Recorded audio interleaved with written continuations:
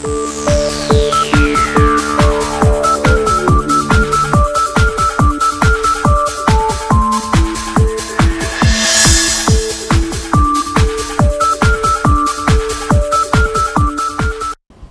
Media टीव्हीच्या परिवर्तनाचे शिलेदार या सदरात आजचे आपले मुख्य अतिथी आहेत गायकीच्या क्षेत्रातील प्रवीण ढोणे। डॉक्टर बाबासाहेब आंबेडकर नेहमी म्हणत की माझी 10 भाषण आणि शाहिराचं एक गाणं हे नेहमी बरोबर असतं। सामाजिक परिवर्तनाच्या चळवळीत शाहीर आणि गायकांनी जो मैलाचा दगड या देशामध्ये उभा केला आहे त्यातील परिवर्तनाच्या गायकीचा नवा सूर भारतामधला प्रवीण ढोणे यांच्या रूपात आज आपण सगळेजण जाणतात। त्यांच्याशी आज आपण त्यांच्या गायकीच्या संदर्भात वार्तालाप करूया। प्रवीणजी, त्रिवेज मीडिया टीव्हीच्या परिवर्तनाचे शिलेदार आहेत तर आपलं स्वागत। जय जय। प्रवीणजी, आज आपण महाराष्ट्रातच नव्हे तर भारतामध्ये एक लोकप्रिय गायक म्हणून ओळखले जातात, पण बऱ्याच वेळा भारतामध्ये गायक याला नेहमी एक घराण्याची एक परंपरा असते। तुमच्या मागे अशी काही गायकीची परंपरा होती का? आणि ती जर असेल किंवा नसेल तर तुम्ही या क्षेत्रात नेमके कसे आहात? तसं म्हणायला गेलं तर आमच्या घराण्याचा वगैरे काय प्रकार आमच्याकडे नाही आहे। घरात कोणीच गाणार किंवा संगीत क्षेत्रातलं कोणीच नाही आहे, पण घरच्यांना बरीच आवड आहे गाण्यासंदर्भामध्ये। आणि योगायोग सर असा आहे की ह्या क्षेत्रात पडण्यापूर्वी म्हणजे इयत्ता 3रीला असताना मुळात थोड्या जे सगळ्यांना असतो लहानपणी की अभ्यासाचा कंटाळा असतो आणि ते टाळण्यासाठी मी या क्षेत्रात कसा आलो हे माझा पण माहिती आहे। एक ते गमतीशीर किस्सा आहे। शाळेमध्ये आमच्या असताना कापसे नावाचे गुरुजी होते जे संगीत शिक्षक होते, तर त्यांनी आमच्या वर्गात त्यांनी एक फेरी मारली आणि एक अनाऊन्स केलं की इंटर स्कूल कॉम्पिटिशनसाठी मला टाळ वाजवणं कोणी पाहिजे। बरं, मला हे गणित माहिती होतं की जो कोण त्याच्यामध्ये पार्टिसिपेट होतो त्याला पूर्ण दिवस आराम असतो अभ्यासाचा आणि रिहर्सलला त्याला तिकडे जावं लागतं। म्हणून मी हात वरती केला की सर मला टाळ वाजवता येते। गेलो, योगायोग असं झाला की त्याबरोबर मी तो टाळायचा ताल जो असतो तो बरोबर मी त्या अभंगाला धरला आणि तिकडे मी सिलेक्ट झालो। 1 महिना गेला असताना ती जी मुलगी अभंग गायची ते मी अवगत केलं होतं आणि एक दिवस मौका बघून त्या वर्गात कोणीच नव्हतं, फक्त हार्मोनियम आणि मी, सर वगैरे किंवा ती पार्टिसिपेट जी मुलगी झाली ती याची बाकी होती। तर एखादा तो जो काय सूर असेल तो मी पकडून बसलो होतो आणि ते तिचा अभंग गुणगुणत होतो। मागून आमचे सर कधी आले काय आले मला काहीच कळलं नाही। माझ्या खांद्यात त्यांनी हात ठेवला, मी बावचवलो त्यावेळेस। मी घाबरलो की अरे आता कसं करायचं, आता सर आता आपल्याला मारणार 100%। सर म्हटलं नाही गुरुजी, पुन्हा मी हार्मोनियमला हात लावणार नाही म्हटलं, पण तुम्ही मला ह्याच्यातून काढू नका, मी काय परत जाणार नाही वर्गात शिकायला वगैरे। नाही मी मारत नाही तुला, आता काय गायलाच ना ते पुन्हा एकदा मला गाऊन दाखव, मला ऐकायचं आहे। अहो नाही सर, मला तुम्ही घरी पण सांगाल मला माहिती आहे, मी तर काय करणार नाही, गाऊन दाखव। मी गाऊन दाखवलं, खूप खुश झाले ते। खुश होऊन आमचे प्रिन्सिपल होते, सावंत नावाचे प्रिन्सिपल, इयत्ता 3रीला असताना, तर त्यांनी माझं गाणं केलं आणि तोच माझ्या लाईफमधला एक टर्निंग पॉईंट ठरला म्हणायला हरकत नाही। सरांनी मला आंतरशालेय कॉम्पिटिशनला मला पाठवण्यात आलं आणि 3रीला असताना माझा नाट्यगीतामध्ये पहिला नंबर आला ऑल ओव्हर मुंबईमध्ये। आणि अशी हा प्रवास सुरू झाला तो आजता काय। गायकीच्या क्षेत्रामध्ये म्हणजे बऱ्याचदा आपण गुणगुणतो, परंतु हे गुणगुणणं तुम्ही नेमकं कोणाच्या प्रेरणेतून सुरू केलं की ज्यामुळे तुम्हाला असं वाटलं की आपण असं काहीतरी गावं, अशी काही सुरुवातीला तुम्हाला प्रेरणा होती? म्हणजे अजूनही सिंगर्स म्हणजे जे आहे ते रफी साहेब असतील किंवा किशोर असतील मराठीतले, मला माझे मराठीमधले माझे अतिशय प्रिय संगीतकार म्हणजे श्रीनिवास खळे, त्यांना मी सतत ऐकायचो। बरं, इयत्ता 7वीला असताना त्यांच्या हस्ते सत्कार झाला आहे माझा संपूर्ण। जेव्हा मुंबईतून पहिला आलो मी इंटर स्कूल कॉम्पिटिशनला, तेव्हा ते मला सत्कारासाठी ते मला उपलब्ध होते।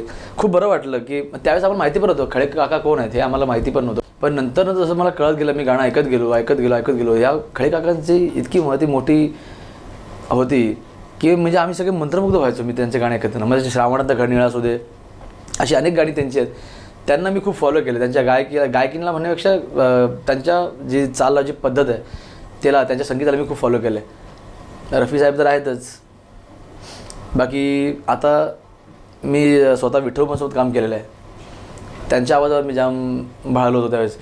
म्हणजे ते विठ्ठल अशी एक व्यक्ती होती की त्यांचं काय ते म्हणतात ना, एक विद्यापीठच म्हणायला हरकत नाही, एक फोक म्युझिकचं लोकसंगीतचं विद्यापीठ म्हणतात ना, ते मी विमोबानाचं जवळून बघितलेलं आहे. त्यांचं प्रत्येक वाक्य थ्रो करण्याची पद्धत, त्यांची गायकीची पद्धत अप्रतिम अप्रतिम. म्हणजे काही कुठलंही शिक्षण न घेतलेला व्यक्ती ह्या पद्धतीने धारदार गाऊ शकतो हे मी पहिल्यांदा त्यावेळेस बघितलं, विठ्ठलपणा बघितल्यावर. तुम्ही ज्या वयात गाणं गुणगुणलं किंवा गायलं, असं पहिलं गाणं कोणतं आठवतं की जे तुम्ही गायलं आणि आजही ते तुमच्या स्मरणात आहे? आणि दुसरं की ज्यांची प्रेरणा तुम्ही आता सांगितली नुकतीच, विठ्ठल उमप सरांची, तर त्यांचा शब्दोच्चारावर फार मोठा भर होता. अगदी अगदी. की शब्दोच्चार गायकीतला स्पष्ट असणं आणि तो तुमचाही आहे. तर मग हा नेमका प्रवास विकसित झाला की तो सुरुवातीलाच तसा? सुरुवातीला फक्त गायचं एवढंच मला माहिती होतं, पण कुठल्या पद्धतीने गाणं गायलं जातं, त्यात भाव कसे ओतायचे हे ह्या मोठ्या दिग्गजांना बघून मी शिकलो आहे. आता उमापांचाच मी त्यांना बाबा म्हणतो आदरार्थी. त्यांचा एक सांगायचा किस्सा म्हणजे आम्ही एक संगीत का मेला नावाचा एक कार्यक्रम करायचो. त्यांचा जो मुलगा आहे नंदेश उमप, तर त्याचा तो बॅनर होता. आणि ते करत असताना हिंदी गाणं, आणि बाबा म्हणजे कसं काय की प्रत्येक जरी त्या कार्यक्रमामध्ये नसले तर देखील प्रत्येक रिहर्सलला जातीनं हजरानं हे ते त्यांचं कर्तव्य समजायचे आणि ते तिकडे यायचे. बरं ते आले की आम्ही सगळे भांबावून जायचो, आणि एवढा मोठा व्यक्ती आपल्यासमोर बसले आहे ते पण हिंदी उर्दूवर तर त्यांचं इतकं प्रभुत्व होतं सर. मी स्वतः ऐकलं, त्यांच्यासोबत काम केलेलं आहे. तर हिंदी गाणी गाताना ते आम्हाला सांगायचे की प्रवीण हे असं नाही, हा शब्द तुला असाच उच्चारायचा आहे, तर तो तुला लहेजा येणार. आणि अशा पद्धतीने त्यांच्याकडून बरंच काय मार्गदर्शन हिंदीमध्ये पण मला खूप मिळालं. आणि फोकचा थोडंफार लोकसंगीताचा जो काय त्या सध्या मी गातो आहे हा जास्तीत जास्त वाटा त्यांचा आहे असं मी समजतो. सुरुवातीला जे तुम्हाला आजही आठवतं पहिलं गाणं तुम्ही जे गायलेलं असेल ते थोडंसं गुणगुणा. खूप मला ते गाणं आवडायचं. ते गाणं असं होतं, सुरगंगेच्या काठावरती. अरुण दातेंचं गाणं मी खूप त्यावेळेस ऐकलेलं आहे माझ्या बालपणामध्ये, येतं चौथीला वगैरे असताना. हे गाणं मला काय म्हणजे मारवा रागातलं गाणं आहे काय, स्वर्गंगेच्या काठावरती वचन दिले तू मला, गत जन्मीची खूण सापडे ओळखले का मला.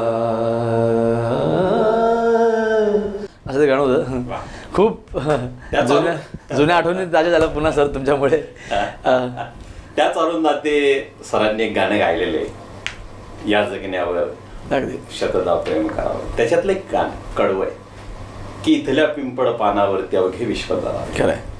आणि आज तुम्ही जो तुमची गायकीची ओळख आहे त्या परंपरेकडे नेता आहे. तर हे समीकरण म्हणजे असं नैसर्गिक समीकरण म्हणून जुळून आलं का की प्रयत्नपूर्वक ते तुम्ही तसं जुळवलं? नैसर्गिक म्हणता येईल, कारण मी काय करायचो ज्यावेळी गाणं शिकायला सुरू पण केलं होतं, फक्त शालेय जीवनात असताना कॉम्पिटिशन गेल्या. पण आता हे एखादं गाणं आहे, त्या गाण्याला ठराविक राग असतो, ठराविक लय असते. हे मला ज्यावेळेस मी शिकायला सुरू केलं तेव्हा मला कळलं. पण उपजतच गाण्यामध्ये असल्या कारणाने नंतर शास्त्रीय संगीत शिकणं फार कठीण पडलं नाही मला असं वाटतं. शास्त्रीय संगीत आणि तुम्ही आता फोल्क म्युझिकमध्ये गाता, म्हणजे आता पाहतो हिंदी चित्रपटसृष्टीमध्ये किंवा मराठी चित्रपटसृष्टीमध्ये जी वेगवेगळी गाणी लोकप्रिय होतात ती प्रामुख्याने फोल्क म्युझिकचा आधार असलेली गाणी लोकप्रिय होतात. परंतु तरीही गायकीमध्ये शास्त्रीय संगीताचा बेस असावा असं म्हटलं जातं. यावर तुम्ही काय म्हणाल? नाही, शास्त्रीय संगीत म्हणा किंवा लोकसंगीत हा एक पाया आहे सर, गाण्याचा एक पाया आहे. आणि आता सध्याचं कॉम्पिटिशन इतकं वाढलेलं आहे ना या फिल्मच्या लाईनमध्ये, ह्या जगतामध्ये, की तुम्हाला आता पर्याय नाही सर. कारण इथं भरपूर कॉम्पिटिशन आहेत. तुम्ही जर वर्सटाईल असाल तरच तुम्ही टिकू शकणार असं इथलं तर गणित आखून ठेवलेलं आहे. त्यामुळे मला असं वाटतं की सगळंच शिकावं. शास्त्रीय संगीताचं नॉलेज वाईट जाणार म्हणजे फुकट जाणार नाही, नक्कीच ते आपला त्याचा उपयोग करून होतो. पण ते करत असताना आपलं मातीतलं जे गाणं आहे, जे लोकसंगीत आहे, त्याचा देखील तितकाच अभ्यास करणं अतिशय गरजेचं आहे असं मला वाटतं. बऱ्याच वेळा शास्त्रीय संगीत जे आहे किंवा शास्त्रीय गाणं जे आहे तर लोकांच्या कानाला भावणारं म्हणजे सुफी संगीत असेल, गझल गायकी असेल, आणि आपण जुनी चित्रपट गीतं जी म्हणतो आजही, जी वेगवेगळ्या रागांवर आधारलेली आहे, ही आजही लोकप्रिय आहे. या व्यतिरिक्त लोकगीतातल्या परंपरेतली अनेक गीत त्या चालीवर गायलेली ही लोकप्रिय आहेत. पण हे सगळं करत असताना शास्त्रीय संगीताचा आधार घेतल्यावर आवाजातला चढउतार किंवा उंची ही अधिक वाढते की तिला एक गुणवत्ता प्राप्त होते असं काही म्हणता येईल का? हो, नक्कीच नक्कीच. तुमचा आवाज शास्त्रीय संगीतामुळे तुमच्या आवाजात बराच फरक घडतो. सांगायचं आपण म्हणजे जर एखादं जेवण केलं असेल, तयार एखाद्या आपल्या माऊलीने भाजी केली असेल, तर त्या भाजीमध्ये मीठ टाकण्याचं काम हे शास्त्रीय संगीत करतं. तुम्ही जर त्याचे प्रॉपर धडे घेतलात तर तुम्हाला कुठलंही गाणं कठीण जात नसतं असं मला तरी वाटतं. फोक म्युझिक पण जे आता आहे, जे काय आपल्या गावामध्ये फोक वगैरे गातात, म्हणजे भरपूर चंद्रपूरमध्ये मी काही गाणं ऐकलेत, त्यांना कुठलं शास्त्रीय बेस नाही आहे. पण जर त्याच्यामध्ये जर शास्त्रीय संगीत थोडंसं मिक्स केलं किंवा त्यांना त्याचं शिक्षण दिलं तर ते अजून फुलून येईल असं मला वाटतं. असं एखादं गाणं सांगा की ज्यामुळे तुम्हाला असं वाटतं की शास्त्रीय संगीत शिकल्यामुळे मी हे गाणं अधिक सहज गाऊ शकतो, असं एखादं गाणं. एक विठ्ठलपणे गाणं लिहिलं होतं. आता एक हे फिल्म आलं होती नटरंग नावाची, तर त्या फिल्ममध्ये गाणं आहे खेळ मांडला नावाचं, आणि विठ्ठलबाबांनी त्याच चालीवर एक खेळ मोडला. म्हणजे बाबासाहेबांच्या दृष्टिकोनात जो चळवळ होती, जो भारताकडे बघण्याचा दृष्टिकोन होता, तो आता त्यांना बघायला मिळाला नाही बाबासाहेबांना. त्यांचं एक वाक्य होतं की माझा हा जो समतेचा रथ आहे, जो आता मी इथपर्यंत आणलेला आहे, तो तुम्हाला पुढे नेता आला नाही तरी चालेल, पण मागे नेऊ नका. पण त्याही पलीकडे जाऊन त्यांनी असं लिहिलेलं आहे विठ्ठलबाबांनी की आता तुझ्या या रथाला तर कोण विचारत पण नाही, मागे पुढे करायचं सोडूनच द्या. पण त्याच्याकडून लक्षच येत नाहीत. त्या धर्तीवर त्यांनी एक छानसं गाणं लिहिलं आणि त्याचा वापर म्हणजे शास्त्रीय गाणं केल्यामुळे हा असा होऊ शकतो. तुझ्या या रथाला कुणी हात देत नाही, टाहो माझा रंग कराव कानी घेत नाही, तुझ्या वाणी वाली आता जगतात नाही, कसं आम्ही जगावर मरण ठाई ठाई, काळी जहेरळ तर भीम माय बापा, हर काळी जहेरळ तर भीम माय बापा, अरे कसं आता सांगाव तुला, खेळ मोडला बाबा, खेळ मोडला, असे शब्द जे आहेत त्या गाण्याचे. म्हणजे आता तू जी चळवळ तर बाबा तू इथपर्यंत आणलेली आहेस, आता त्या चळवळीला कोणी विचारते नाही, आणि सगळं मांडलेला खेळ सगळं मोडलेला, आता त्याला काहीच अर्थ राहिलेला नाही असं ते बाबांनी. आणि शीघ्र हे 7 मिनिटात लिहिलेलं हे त्यांचे शब्द आहेत. 7 मिनिटात हा बाबांच्या रथाचा खेळ चळवळीचा म्हणजे मोडण्याचा जो प्रयत्न केला. पण बाबासाहेबांना एक अपेक्षा होती की लोकशाहीर लोकगायक हा माझा रथ पुढे नेतील. आता तुम्ही नव्या पिढीचं नेतृत्व करतायत या गायकीच्या क्षेत्रामध्ये, या रथाला पुढे कसं भारतामध्ये आणखी नेतं? आता या क्षणी आल्यावरच मला वाटतं की बरं झालं मी एक संगीतकार झालो आहे. बाबासाहेबांना खरंच शायरांकडून खूप अपेक्षा होत्या, काही लोकांनी पूर्ण केल्यात, काही फक्त पैसे मागे झालेत. पण आता मला असं करायचं नाही आहे. माझ्या या गाण्याचा उपयोग मी जास्तीत जास्त चळवळीसाठी कसा करेन हे सध्या माझं लक्ष आहे.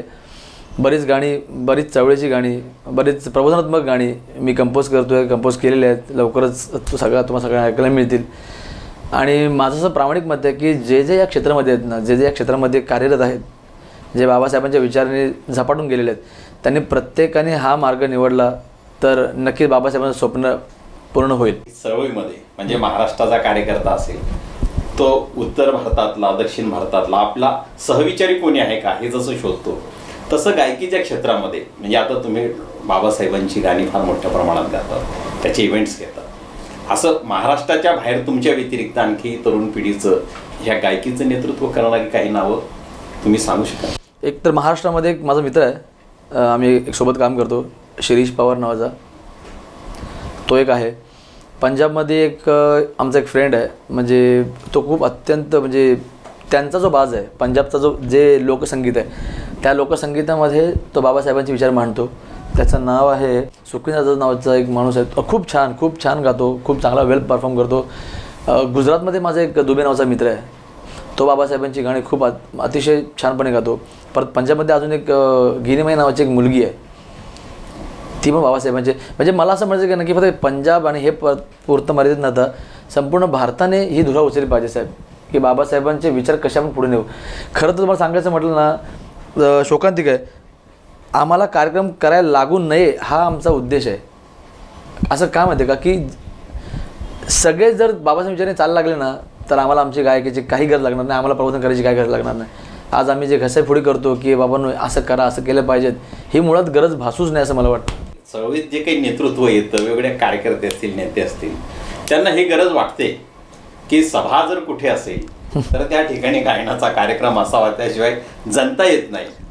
आणि त्यामुळे मग ही जबाबदारी म्हणजे परिवर्तनाच्या चळवळीची जबाबदारी शाहिरावर किंवा गायकाच्या खांद्यावर फार मोठी आहे असं आपल्याला नाही वाटत. मुळात आता सध्याचं झालं कसं माहिती आहे का, की माणसं गोळा करण्यासाठी आता सध्या शायरीचा वापर जास्त होतो. कळलं का? ज्या वेळेस शायरींना ऐकायला खास लोक येतील ना त्यावेळेस नक्कीच प्रबोधन झालेलं असेल असं मला वाटतं. पण माणसं गोळा करणारी जेव्हा प्रयत्न करतात तेव्हा ते शायरालाच ऐकायला येतात. तेच असतं, तसं असतं. बरोबर, अगदी बरोबर आहे. होतं का माहिती का, की आता एखादी मोठ्या प्रमाणात सभा असेल, मी कुठल्या पक्षाचं नाव घेणार नाही, पण कुठल्याही पक्षी सभा असेल ना तर सुरुवातीला त्याच्याकडून शायराकडून गाणं गाऊन घेतलं जातं. का तर आपण जिकडे आता 10 माणसं आहेत तिथे एंटरटेनमेंटसाठी माणसं येतात, आलं का लक्षात, मॅक्झिमम काहीतरी ऐकायला मिळते म्हणून येतात. आणि 10 माणसं जर सभेला येणार असतील ना तर त्याच्या जागी 25 माणसं सभेला येतात. पण माझा असा अनुभव आहे की ते नंतर गाणं झालं की ते पण निघून जातात, सभा ऐकायला पण थांबत नाही. मुळात आपली माणसं तर ही बदलली पाहिजे की लोक गोळा करण्यासाठी शायरांना बोलवू नका, तर लोकांचं प्रबोधन करण्यासाठी शायरांना बोलवा. आज ते त्या प्रतीक्षेत आहेत, शाहीर जेवढे आहेत ना, म्हणजे बरेच गायक मंडळी जे आहेत ते त्या प्रतीक्षेत आहेत. तुमची सभा चालावी म्हणून गायकाला बोलू नका, सभेच्या नंतर कार्यक्रम ठेवला तरी चालेल, पण तुम्ही सभा सुरू होण्याच्या आधी कार्यक्रम करता, मला हे कधी पटलंच नाही, ही कन्सेप्ट मला कधी पटली नाही. बाबासाहेबांच्या काळातही शाहीर बाबासाहेबांच्या कार्यक्रमात गात होते. बरोबर. अशा म्हणजे एखादा शाहीर किंवा गायक ज्यांची प्रेरणा तुम्हाला मिळालेली आहे किंवा अप्रत्यक्ष तुम्ही त्यांच्यातून प्रेरणा घेतात, असं एखाद्या शाहिराचं नाव किंवा त्यांचं एखादं गाणं जे बाबासाहेबांच्या काळात गायलं गेलं जे तुम्हाला आजही प्रभावित करतं, असं काही सांगताय? बाबासाहेबांच्या काळात सगळ्यात म्हणजे मी त्यांच्याशी कधी भेट झाली नाही माझी, पण त्यांचा मी इतका प्रचंड फॅन आहे की मी शब्दात व्यक्त करू शकत नाही. त्यातील एक नाव म्हणजे वामन कर्डक. त्यांचं लिखाण, त्यांची गायकी, त्यांचं तो बाबासाहेबांबद्दलची आत्मीयता, ते जोश, म्हणजे बाबासाहेब ह्या नावानेच झपाटून गेले होते वामन कर्डक.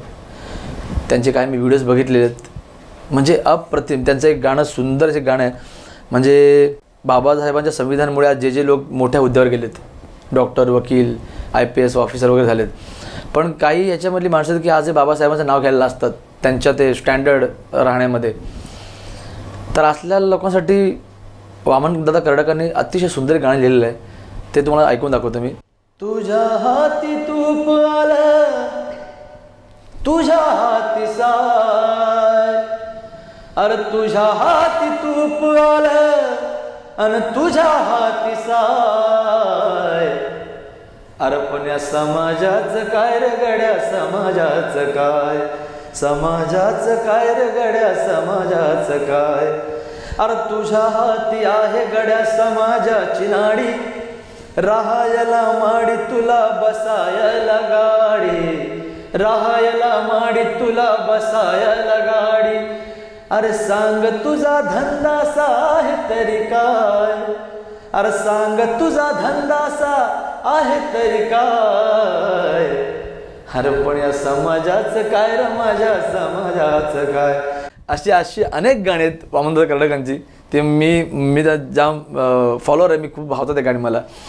काल मुजरेचे केले रे एक गाणं खूप छान आहे. काल मुजरेचे केले रे माझ्या मेलेल्या बापाने, म्हणजे आमच्या पूर्वजांनी खूप हे केलं आहे, पण आज मुजरे मला करती त्या माझ्या भीमाच्या प्रतापाने, असं एक गाणं वामनचं आहे, खूप गाजलं गाणं आहे. शैलीत म्हणा. काल मुजरेच केले रे त्या माझ्या मेलेल्या बापाने, काल मुजरेच केले रे त्या माझ्या मेलेल्या बापाने. आज मुजरे मला करती, आज मुजरे तुम्हा करती, माझ्या भीमाच्या प्रतापाने. आज मुजरे मला करती, माझ्या भीमाच्या प्रतापाने. होतो मातीत दडलेला, होतो मातीत रगडलेला, माझे सोनेच केले रे एका मोठ्या सरापाने, माझे सोनेच केले रे एका मोठ्या सरापाने. असं अतिशय उत्तम गाणे. बाबासाहेबांची चळवळ ही या देशातल्या समाज परिवर्तनाची चळवळ आहे आणि ही समाज परिवर्तनाची चळवळ ही जीवनाच्या प्रत्येक क्षेत्रात ही काम करते आहे. आता तुम्ही गायक म्हणून एक शास्त्रीय संगीत तुम्ही शिकलेला आहात, लोकगीत, लोकसंगीत, म्हणजे गायकीच्या क्षेत्रात लागणारं ज्ञान जे आहे ते आज तुमच्याकडे परिपूर्ण आहे. त्यासाठी लागणारा वरचा पट्टीचा आवाज तोही तुमच्याकडे आहे. ही सगळी गुणवत्ता असताना या देशातल्या म्हणजे लोकप्रियतेच्या शिखरावर असणारी जी काही ग्लॅमरस असणारी सृष्टी, चित्रपट सृष्टी, या सृष्टीमध्येही तुम्हाला या असमानतेचा काही अनुभव येतो का, की जिथे तुम्हाला संधी दिली जात नाही किंवा डावलली जाते? एक तसा किस्सा आहे, तुम्हाला सांगायला मला आवडेल म्हणता येणार नाही, पण तुम्हाला शेअर करायला मला आवडेल. नाव घेत ना त्या व्यक्तीचं. त्यांनी मला सांगितलं होतं की तू आमच्याकडे गायला येशील का. सगळे उच्चभ्रू होते सगळे. हो म्हटलं गायला. म्हटलं येतं 10वीला असताना गायला. म्हटलं हो ठीक आहे येईन म्हटलं. आणि परिस्थिती थोडीशी हलाखीची असल्याकारणे आपल्या घरची कसे बसे कपडे होते आपण घातले होते, त्या लोकांना घरचे वाटायचे, पण आम्ही ते लग्न समारंभात घालायचो कपडे. ते घालून मी त्या कार्यक्रमाला गेलो होतो, हजर होतो. आणि त्याला म्हटलं की दादा माझं गाणं कधी येईल. हां तुझं गाणं आता हे 2 गाणी झाल्यानंतर तुझं गाणं येईल. बरं म्हटलं ठीक आहे. मी विंगेमध्ये खुर्चीवर स्टूलवर असं बसलो होतो. पाठीमागे माझे आईवडील होते. मी वाट बघतो की मला गाणी संधी कधी मिळते. 1 तास झाला, 1.5 तास झाला. माझं एक्साइटमेंट वाढत गेली की आता मला गाणं गायचं. मिमिक्री झाली. बरं आत्ता त्याला विचार दादा आता माझं गाणं आहे का. तर नाही वेळ आहे, एक 10 मिनटं थांब. बरं म्हटलं थांबतो. परत 20 मिनटं गेली, मिमिक्री संपली. साहेब असं करता करता करता करता त्या कार्यक्रमाचं कर्टन पडलं आणि मी विंगीतच बसून राहिलो त्यावेळेस.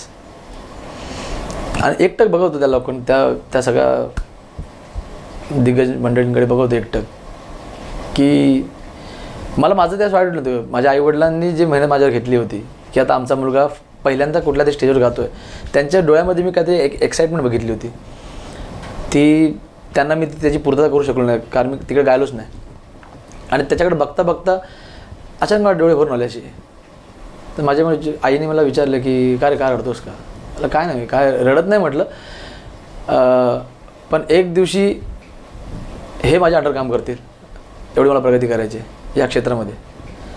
नाही असं बोलायचं नसतं, असं नाही. म्हणजे मी कोणी स्पर्धा करत नाही. माझ्या आईला म्हटलं, आई म्हटलं कोणी स्पर्धा करत नाही, पण आज मी असा इथे म्हणजे मला बोलून माझ्याकडे गाऊन न घेणं ही माझ्या कानपडीत मला सगळी झाले.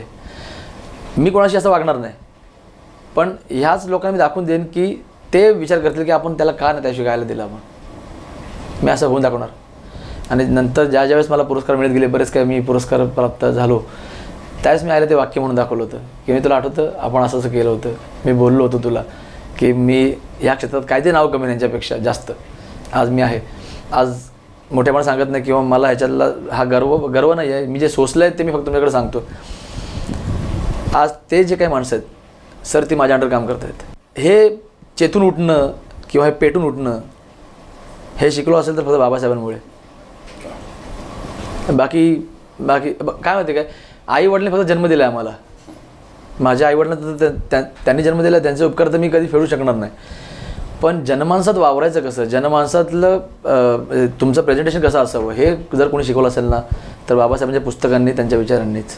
म्हणजे बाबासाहेबांनी शिकवलेला स्वाभिमान, याच्यातून जागा झालेला आत्मभान हे माणसाला कोणत्या उंचीवर नेऊन पोहोचवतं याचं एक आदर्श उदाहरण नक्कीच प्रवीणजी आहे. प्रवीणजी, हे सगळं करत असताना म्हणजे गायकी या क्षेत्रामध्ये तुम्ही आता स्वतःला एक तुमची ती साधना आहे.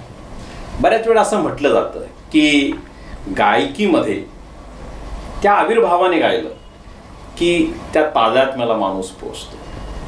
म्हणजे ते तादात्म्य म्हणजे जे काही आता तुम्ही बाबासाहेबांशी, बुद्धाशी जोडलेलं आहे, अशी अनुभूती तुम्हाला गायकीच्या याच्यात कधी अनुभवता आली? नाही, काय होतं काय, गाणं हे असं माध्यम आहे ना की तुम्हाला त्यात समरस व्हावंच लागतं, त्याशिवाय ते तुमच्याकडून येणार नाही, कळलं का. आणि समरस कधी माणूस होतो, ज्यावेळेस तो स्वतःशी प्रामाणिक राहतो.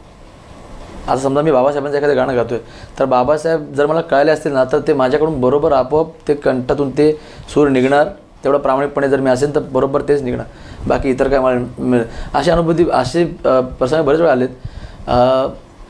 एक तुम्हाला म्हटल्याप्रमाणे चंद्र नभीचा अवचित कोठे, बाबासाहेबांच्या निर्वाणाचं गाणं मी जे गायलं होतं कॅसेटला इयत्ता 9वीला असताना, तर ते गाणं गाताना मी काय माहिती कुणास ठाऊक की मी खूप असं हे होतो, म्हणजे डिस्टर्ब झालो होतो.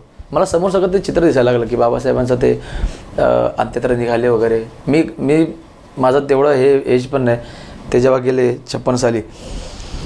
पण माझ्या आजी आजोबांकडून जेव्हा मी ऐकलं की त्यावेळेस बाबासाहेब गेले तेव्हा काय प्रकार घडला, ते गाणं गाताना सगळं ते मला आठवत होतं सगळं. म्हणजे चंद्र नभीचा अवचित कोठे, जाऊनी तो दडला, अंधाराने प्रकाश गिळला, भीम सखा अवतरला, माय जणू ती सोडून जाय, शोक तसाच पसरला, असं एक ते गाणं होतं. पण ते गाणं गायकीच्या शैलीत चंद्रनभीचा अवचित कोठे, जाऊनी तो दडला, अंधाराने प्रकाश गिळला, भीम सखा अंतरला, माय जणू ती सोडून जावी, माय जणू ती सोडून जावी, शोक तसाच पसरला, चंद्र नभीचा अवचित कोठे, जाऊनी तो दडला, असं ते गाणं होतं. ते गाणं गाताना खरोखर म्हणजे समरस म्हणता येणार नाही, पण आपोआप मी त्या काळात गेलो. माझ्या आजी आजोबांनी सांगितलं होतं की बाबासाहेब जेव्हा त्यांचं निर्माण झालं तेव्हा भारताच्या कानाकोपऱ्यातून माणसं आली होती इथे मुंबईला, राजगृहाजवळ जिथे मी राहतो, ज्या विभागात राहतो त्या विभागात एक स्त्री आहे, तिची दोन्ही मुलं त्या गर्दीमध्ये हरवलेली आहेत. दोन्हीही मुलं, त्या 2 मुलांना घेऊन तिने काखेत मारून तिने राजगृहाला गेली. पण राजगृहाजवळ इतकी गर्दी होती म्हणे की कुणाची चप्पल कुणाला गेले, कुणाचं मूल हरवलं, कुणाचा चेंगराचेंगरीत बायकोच वारले, कुणाचा भाऊच तिकडं हरवला आहे, असं त्यावेळेस माझ्या आजी सांगतात. तर एक उदाहरण आमच्या विभागातलं आहे की तिची दोन्ही मुलं त्या गर्दीमध्ये हरवलेली आहेत, पण तिला तिचा गम नाही. तिला तिचं गम नाही, कारण तिला तिचं वाईट वाटलं नाही. तिला वाईट वाटलं की आमचा बाप गेला, आमचा उद्धार करता गेला.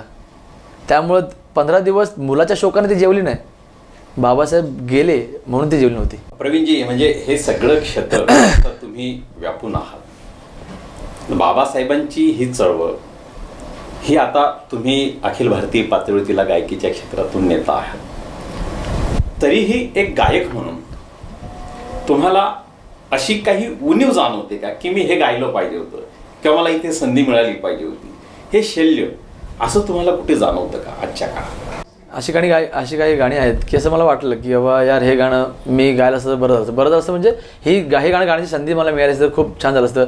पण त्याचं असं वाईट कधी मला वाटलं नाही, कारण बरीच गाणी मी कंपोज सध्या केलेली आहेत.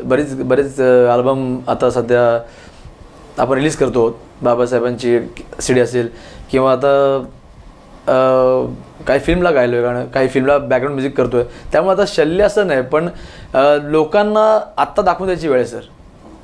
जे प्रस्थापित ना त्या दाखवायची आता वेळ आहे की आम्ही देखील आम्ही आहोत. फक्त संधीची वाट बघतो. ती संधी आता आम्हाला उपलब्ध झालेली आहे. मोठ्या प्रमाणात आपले पण आपल्या बुद्धिस्ट विचारांचे काही डिरेक्टर आहेत, काही कंपोजर आहेत, काही ॲक्टर्स आहेत, ते देखील पुढाकार घेत आहेत. त्यासोबत आम्ही पण आहोत. हा कारवा चालला आहे आता व्यवस्थितरित्या. पण शेवट नक्कीच, सुरुवात तुम्ही केली, शेवट नक्की आम्ही करू. परिवर्तनाचा आत्मविश्वास. प्रवीणजी, म्हणजे आपण आपली मुलाखत जो श्रोता समूह ऐकणार, त्या श्रोत्या समूहाला बऱ्याच वेळा प्राथमिक प्रश्न पडतात. आता तुम्ही संगीताच्या क्षेत्रात तुम्ही डिरेक्टरही आहात, कंपोजरही आहात. आता संगीत डिरेक्टर आणि कंपोजर याच्यामधला नेमका काय फरक आहे, म्हणजे जो आपल्या श्रोत्यांनाही समजून घेते?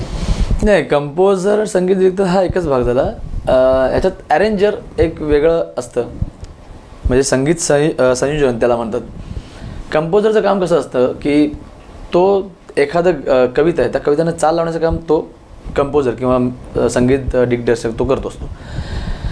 आणि अरेंजर काय करत असतो की जी चाल लावली तिला अजून कसं फुलवता येईल, म्हणजे ह्यात कुठलं वाद्य वाजवलं जाणार आहे, इन्स्ट्रुमेंट व्हॉइस, ते इन्स्ट्रुमेंट तुम्ही कुठलं वाजवणार आहे, ह्याच्यात तबला वाजणार आहे का, ह्याच्यात व्हॉल्यूम वाजणार आहे का, गिटार कुठलं वाजणार आहे, कुठल्या पार्टला गिटार वाजला पाहिजे आणि तो कुठल्या पद्धतीने वाजला पाहिजे, हे सगळं अरेंजरचं काम असतं. त्यामुळं दोघांची भूमिका तितकीच महत्त्वाची आहे. काही लोक आता अरेंजरचं पण नाव घेतात, पूर्वी असं नसायचं. पूर्वी जो दिग्दर्शक आहे संगीत त्याचं नाव असायचं, पण बऱ्याच ह्याच्यानंतर कालावधीनंतर आता अरेंजरची पण नावं लागायला लागलेली आहेत. खूप मोठी गोष्ट आहे, हे चांगलं झालं एक प्रकारे. या म्हणजे गायकीच्या परंपरेत तुम्ही तुमचे आदर्शही सांगितले, पण तुमचं सर्वाधिक आवडीचं आजच्या काळात, म्हणजे आतापर्यंतच्या प्रवासात तुम्हाला सर्वाधिक आवडणारं असं गाणं कोणतं आहे? एक गाणं आहे, ते कुठल्याच कास्टिझमवर गाणं नाही, ते भारताचं प्रेझेंटेशन असं ते गाणं आहे. गुजरातची दंगल जी झाली, त्या दंगली, त्यांचं तर कवींचं, सॉरी मला खरंच नाव आठवतं, त्याची दिलगिरी व्यक्त करतो, पण खूप छान लिहिलं गाणं त्यांनी. आणि दंगलीवर जी गुजरातची दंगल झाली, त्या दंगलीवर काही माणसं मेली गेली, काही, तर त्यांना जे सुचलेलं गाणं ते मी जवळ साजरं करतो.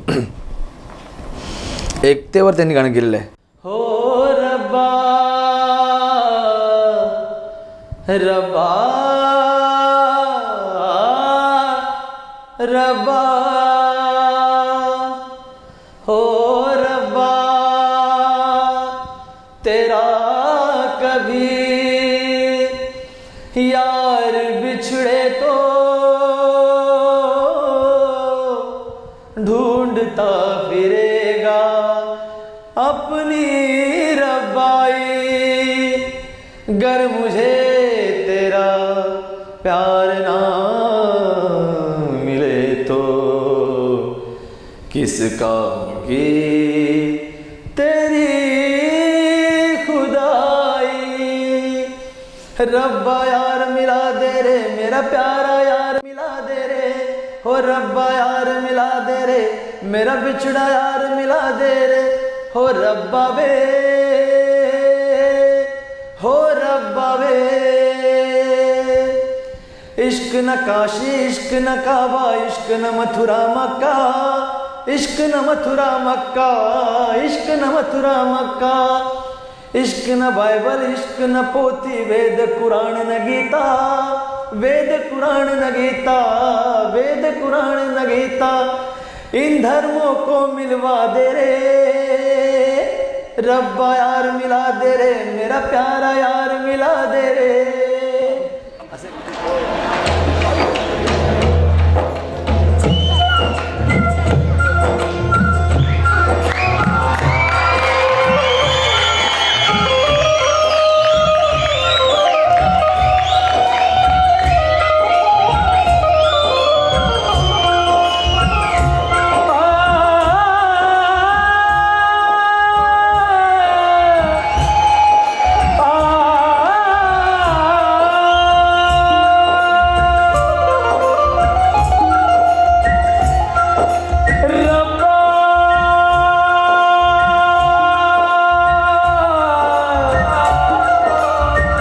रब्बा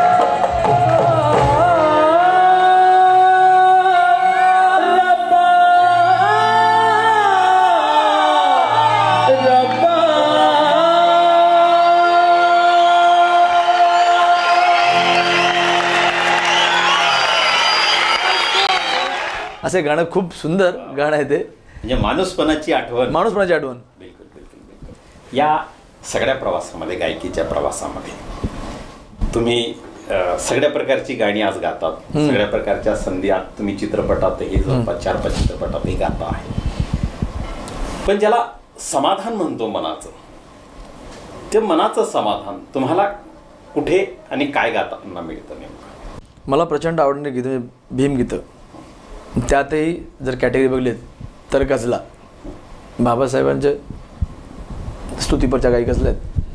त्या गझला गाण्यात माझा मोह आवरत नाही. मी तुम्हाला गाऊन दाखवणारच आहे. एक छान गझल आहे. भीमा रे भीमा,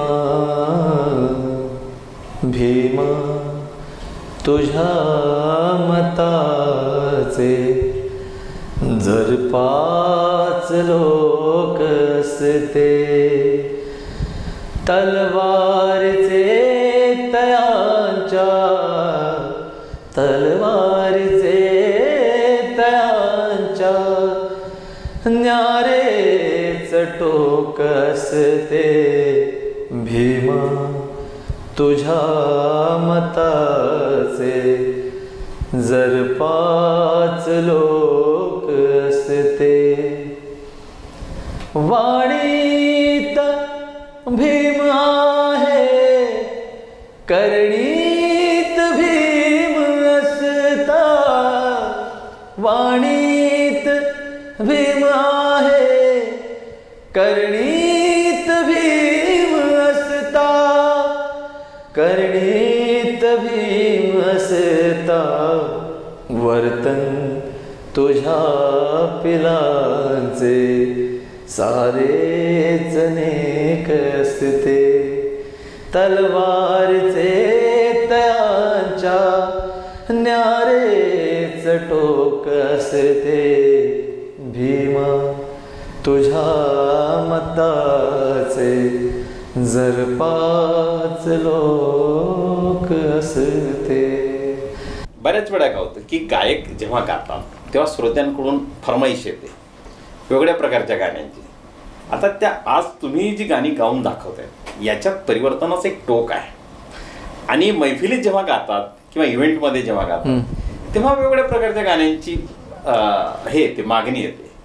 पण ती गाणी गाताना तेवढा रस निर्माणच होईल असं नाही, तर प्रेक्षकांच्याही क्वालिटीमध्ये, दर्जामध्ये एक काही नाविन्य यावं किंवा एक काही सुधारणा व्हावी असं तुम्हाला वाटतं का?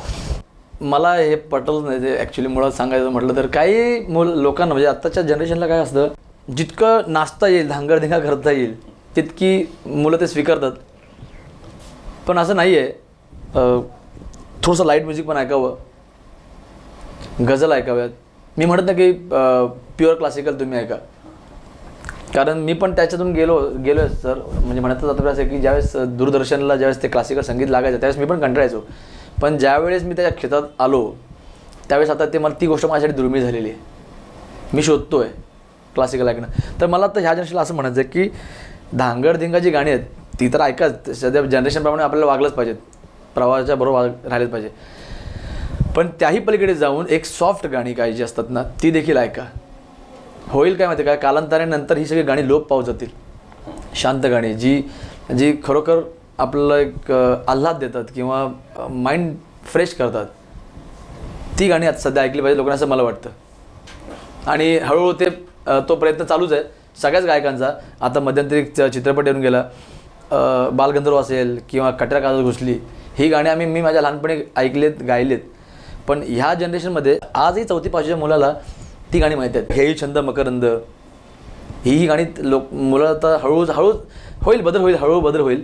पण एकदमच वेस्टर्नाइज कल्चरला जाणं हे मला पटत नाही. आपलं मूळ आपण मूळ जतन केलं पाहिजे नक्कीच. या सगळ्या म्हणजे आता हा गायकीचा प्रवाह इथपर्यंत तुम्ही आणलेला आहे.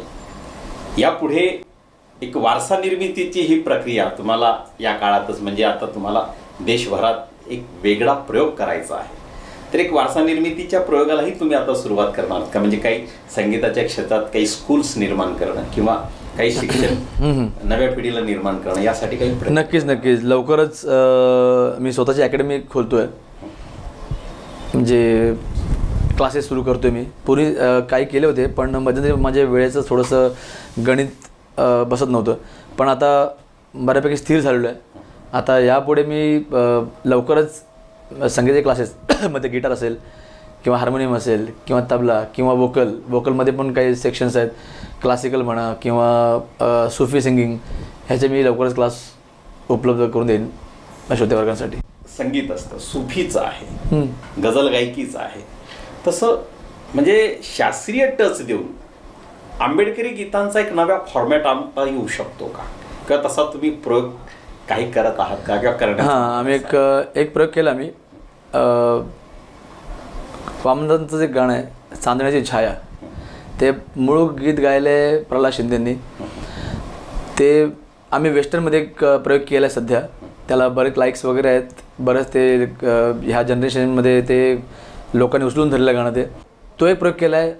अजून एक 2-4 दिवसांमध्ये आता एक हिंदी आणि इंग्लिश असं मिक्सचर करून एक वेगळ्या धाटलेलं गाणं आता आपण लोकांसमोर आणतो आहे, एक मोठ्या ग्रांजर लेवलला तोपर्यंत चालू आहे.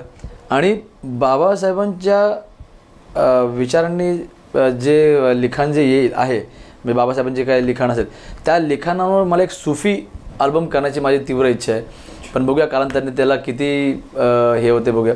त्या प्रयत्नामध्ये आम्ही बाबासाहेबांची गाणी सुफी पद्धतीने लोकांसमोर आणण्याचा माझा सध्या तरी प्रयत्न चालू, त्याच्यात बघू कितपत यश येते. प्रवीणजी, आपल्या या सगळ्या प्रयोगशील आणि समर्पित गायकीला त्रिवेज मीडिया टीव्हीचं एक नक्कीच समर्पण आम्ही व्यक्त करतो. आणि त्रिवेज मीडिया टीव्हीच्या परिवर्तनाची श्रेयता यासाठी आपण जो आपला या अत्यंत धावपळीच्या वेळात वेळ काढून जो वेळ दिला त्याबद्दल तुमचं खरोखर म्हणजे मनापासून आम्ही आभार मानतो. पुन्हा एकदा तुमचा आभार व्यक्त करून जय भीम. जय भीम. जय भीम.